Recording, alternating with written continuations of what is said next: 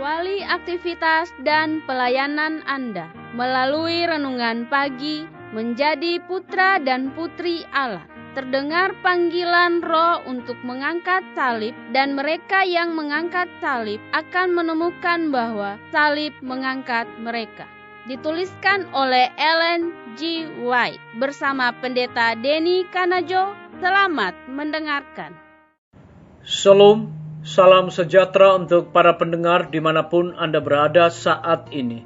Kita berjumpa kembali dalam mendengarkan firman Tuhan melalui audio renungan pagi. Pada tanggal 21 Mei 2021 dengan judul Dalam Belas Kasihan. Sebelum kita melanjutkan bacaan renungan kita pada saat ini, saya mengajak untuk semua para pendengar yang setia untuk berdoa bersama-sama. Terima kasih Tuhan Yesus, Kau begitu baik, mengasihi, mencintai kami. Rahmat-Mu besar bagi hidup kami, khususnya sepanjang malam di dalam tidur kami, hingga tiba di pagi hari ini kami bangun dengan tubuh sehat dan segar. Sebelum kami melakukan aktivitas pelayanan pekerjaan kami di hari ini, kami sangat rindu untuk mempelajari kebenaran firman Tuhan. Kami sangat membutuhkan kuasa Roh Kudus-Mu. Curahkanlah itu kepada masing-masing kami. Terima kasih Tuhan, ampuni kami Bapa, karena kami sudah berdoa hanya di dalam nama Tuhan dan Juru Selamat kami. Amin. Ayat inti kita terambil di dalam Injil Matius pasal yang ke-14, ayat yang ke-14. Demikian firman Tuhan. Ketika Yesus mendarat, ia melihat orang banyak yang besar jumlahnya, maka tergeraklah hatinya oleh belas kasihan kepada mereka, dan ia menyembuhkan mereka yang sakit. Mari kita ikuti penjelasannya. Biarkan saya menggerakkan engkau kepada kehidupan Kristus. Belas kasihannya, kerendahan hati dan kasihnya, kelembutan hatinya yang tak terkatakan. Engkau harus meniru teladannya. Allah telah memberikan kepadamu hidup dan segala berkat-berkat yang limpah, yang menjadikan hidup itu menyenangkan.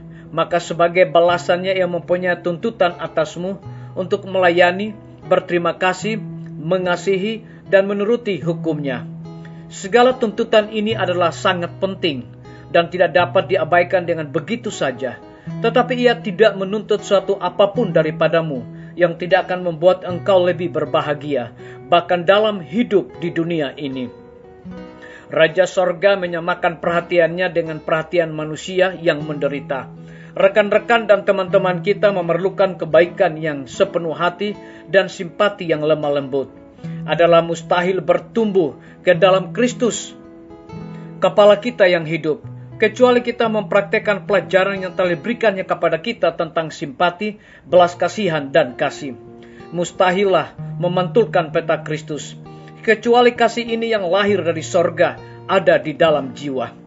Tidak seorang pun akan masuk dalam pintu gerbang kota Allah kalau tidak memantulkan sifat ini.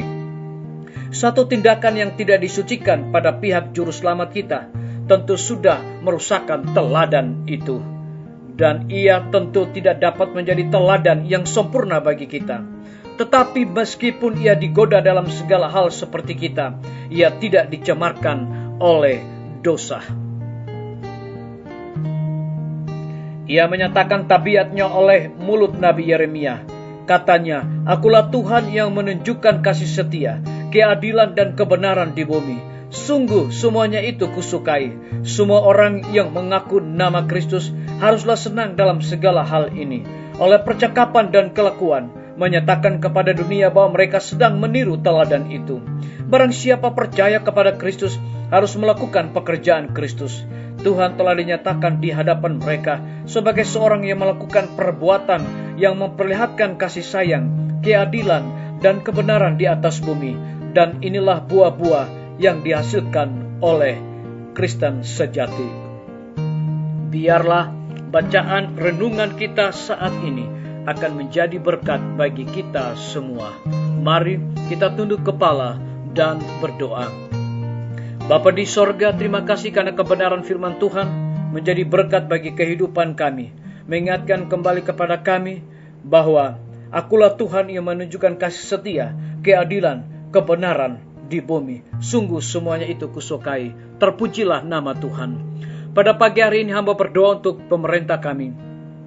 Tuhan memberkati Bapak Presiden bersama dengan wakil, para menteri dan stafnya, Bapak Gubernur bersama wakil, Bupati bersama wakil, Wali Kota bersama wakil, camat dan stafnya, lurah, RT, RW dimanapun mereka berada saat ini. Tuhan curahkan hikmat pengetahuan sorga agar dapat menjalankan roda pemerintahan di tengah-tengah pandemi, kesukaran dan kesulitan hidup saat sekarang ini. Kami percaya mereka dapat mengatur semuanya sesuai dengan kehendak Tuhan. Kami menyerahkan akan para tim medis ke dalam tangan Tuhan. Engkau berkati dokter, perawat, bidan, semua para pekerja kesehatan yang ada di setiap rumah sakit bahkan puskesmas yang ada di Indonesia. Tuhan lindungi dan pelihara mereka karena mereka melayani tanpa mengenal lelah. Oleh karena itu Tuhan, biarlah sukacita menjadi milik bahagian mereka. Kami berdoa juga Tuhan memberkati pimpinan-pimpinan organisasi gereja Tuhan. Dari tingkat yang tertinggi sampai kepada gembala jemaat dimanapun mereka berada. Saat ini mereka sangat membutuhkan akan kuasa Roh Kudus. Kami juga berdoa Tuhan memberkati akan guru-guru dan juga kepala sekolah dan juga siswa dimanapun mereka berada. Tuhan lindungi dan pelihara mereka selalu. Kami menyerahkan TNI, Polri, PNS, wira swasta, petani, pedagang, nelayan, tukang grab, dan saudara-saudara kami yang ada di dalam penjara. Kami serahkan mereka ke dalam tangan Tuhan. Lindungi, pelihara mereka, dan cukupkan segala kebutuhan mereka.